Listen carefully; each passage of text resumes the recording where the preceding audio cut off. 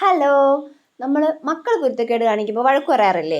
അതുപോലെ തന്നെ എൻ്റെ മോള് കുരുത്തക്കേട് കാണിക്കുമ്പോൾ നല്ലതുപോലെ വഴക്ക് പറയുന്ന അമ്മയാണ് കേട്ടോ ഞാനും.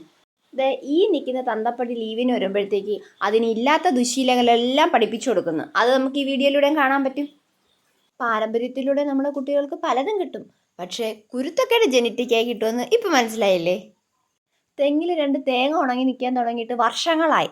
അത് ഇനി എത്ര മഴ പെയ്താലും കാറ്റടിച്ചാലും എത്ര വലിയ പേമാരി ആയാലും ആ തേങ്ങ മാത്രം വീഴത്തില്ല. അങ്ങനെ ആ തേങ്ങ ഉന്നം വെച്ച് അത് എറിഞ്ഞിടാൻ നോക്കുന്ന പരിപാടിയാണ് ഇന്നിവിടെ രാവിലെ അരങ്ങേറിയത്.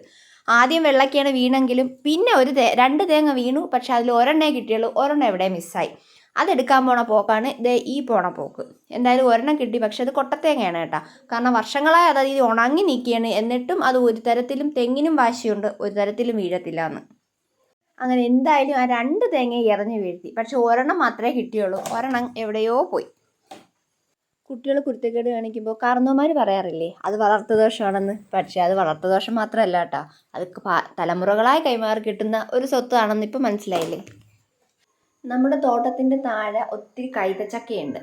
കാട് ചെത്തി വൃത്തിയാക്കിയ സമയത്ത് ആ കൈതച്ചക്കയെല്ലാം ഒരുവിധം എല്ലാം പുഴുതു എറിഞ്ഞു കേട്ടോ.